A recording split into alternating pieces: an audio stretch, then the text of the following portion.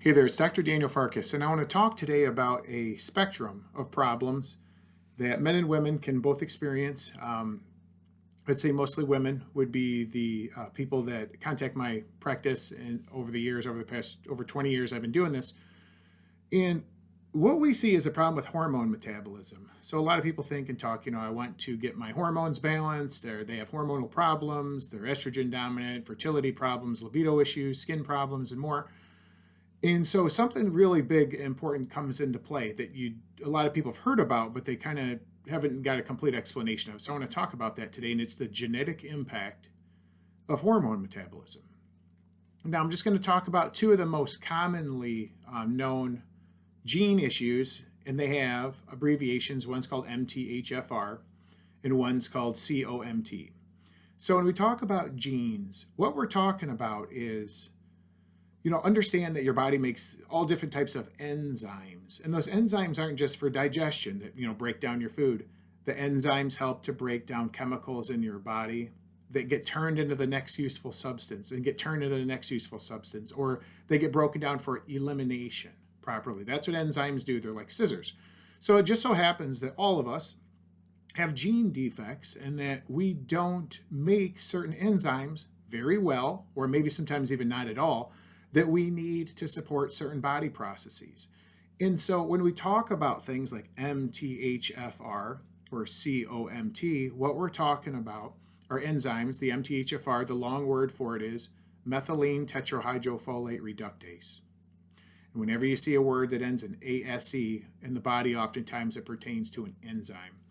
This is an enzyme that helps to cut up and throw out and bag up and throw in the garbage things like estrogen, for example.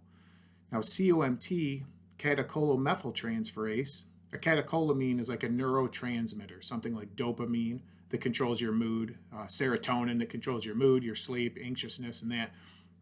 Catecholomethyltransferase helps to kind of cut up and bag up and throw those things out, and it plays a role with estrogen too as well. So now just follow me here. Imagine that you have some genetic issues with making and having the proper recipe to manufacture those enzymes like MTHFR and COMT. And now you're placed in a toxic, stressful environment that's full of all types of artificial estrogens, primarily I would say from plastics, beauty and hygiene products, hormones added to food. We live in this environment. Skin creams, a big problem there. We live in this environment where there are artificial, what we call xenoestrogens, Xeno, xeno. Those are fake estrogens. They're all around us, and they're kind of pushing the buttons, the receptors, if you will, of estrogen in our body. So just imagine, now we have this problem where we already have it. Someone already has a genetic issue like MTHFR. They're exposed to lots of fake, weird estrogens, and now their system just goes haywire. Now, when it comes to the COMT, that plays a role in estrogen metabolism too. But the COMT has a big part in mental health. It helps to break down things like dopamine. It helps to break down things like serotonin and all the other chemicals that runs our thoughts and our emotions. So just imagine, something like dopamine is great, makes you feel good, have good optimistic outlook and happiness. So, but if it gets too high and you can't break it down and eliminate it, it will betray you. And it can give you hyperactivity, hyperfocus, anxiety, and worse. Things can really get out of control. Serotonin is the way. And actually, a lot of people have heard of something called serotonin syndrome. That means that sometimes the serotonin can get so high it can get deadly.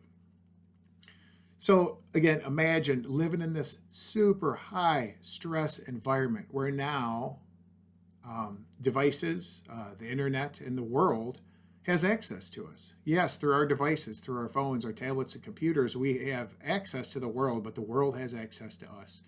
And it's terrible to think, but the world can bring its problems and its stresses to us.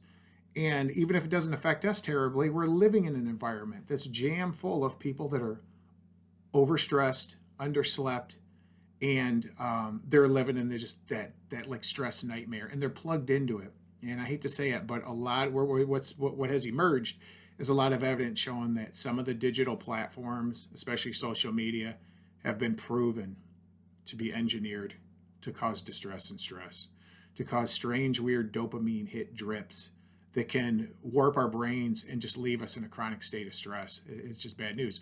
So now think about that. Now we're in this environment where we have all this people like coming after us with stress, like being chased down, and then we have COMT as well.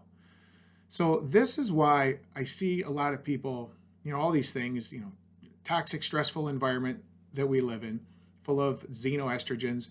I see people that have these spectrums of problems where they say, I have anxiety, I have depression, my sleep's not that good, my metabolism stinks. And yes, I have estrogen problems.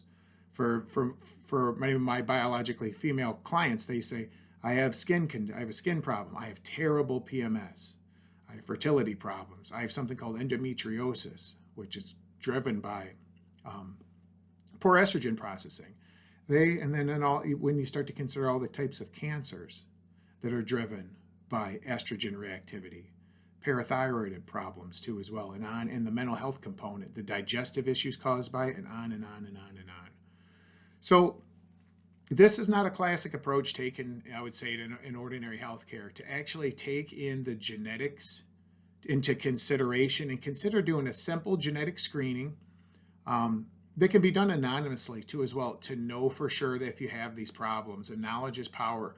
By knowing for sure if you have genes like this, MTHFR or COMT, it can give you tools to help you monitor the systems in your body that could be affected by these.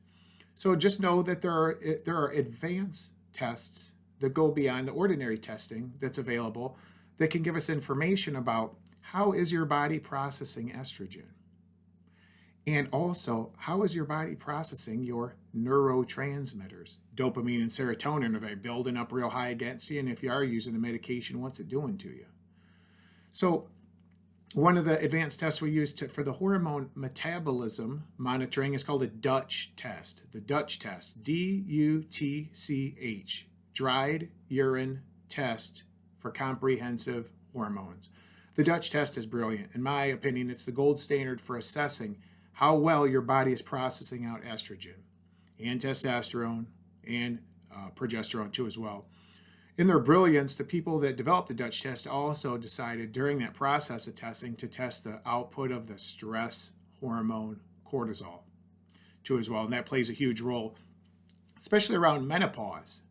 When the ovaries start to retire, a huge burden goes on the adrenal glands that are supposed to produce cortisol, and they struggle. So this Dutch test, along with ordinary findings, can really give a clear picture of where someone's at as far as how well they're supporting their hormone clearance and metabolism, and what can be done about it from, many times from a natural standpoint to boost up those body processes so they can feel and function and look better too as well.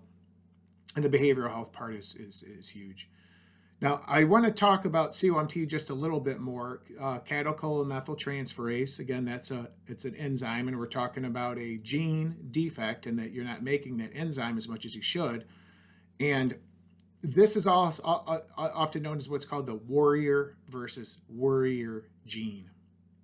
So it's interesting, you think about from a survival mechanism, it doesn't sound very pleasant to be wired and worried all the time, but if you're living in the wild, if you're living out in the forest or a jungle where we, wherever, we are animals, where we came from, and you're intently listening for problems, you're hearing all the noises at night, your eyes and ears are always on point, you're always looking for a problem, and you're always, quote unquote, worried about your safety.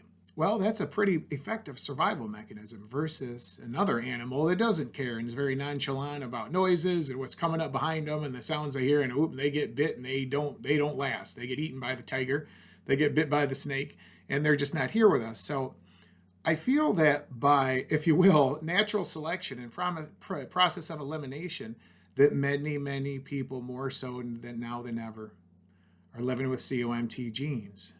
And that's why I call it the warrior versus worrier gene. It helps to protect us by keeping us in a worrier state, but it does have a benefit. So don't feel bad about too much of this. It does have a benefit. And the benefit is during times of actual true stress, during times when the inner warrior has to come out and pick up a sword quickly to defend yourself. In those moments of stress, when the car flips over, when the house is on fire, when those tragic events and those crises actually happen, we are actually able to respond appropriately and take action and not freeze. And that, again, I think is a powerful survival mechanism, but it's not comfortable and it feels bad. And when MTHFR is activated by xenoestrogens and COMT is compounded by stress, it feels bad. And so what I propose to do is I always say, don't guess, do a test. Consider using all natural testing. It's pretty simple. Use things like a Dutch test. You use things like a urine neurotransmitter test to check for residue of used up neurotransmitters. And there are different ways to interpret that. But to just try to use all this stuff, not as just, absolute, like this is the definitive way to know exactly what's wrong with you. And instead, I want you to understand that these types of tests are used to put into a big picture, into the context, or what I mentioned before, what I call the spectrum of problems that people have. That includes hormonal imbalance issues, behavioral health problems like anxiety, depression, insomnia, ADD, OCD, and more. Brain fog, fatigue, not looking our best, poor skin quality, poor behavioral health, and really, especially the MTHFR, estrogen metabolism seriously affects the digestive system.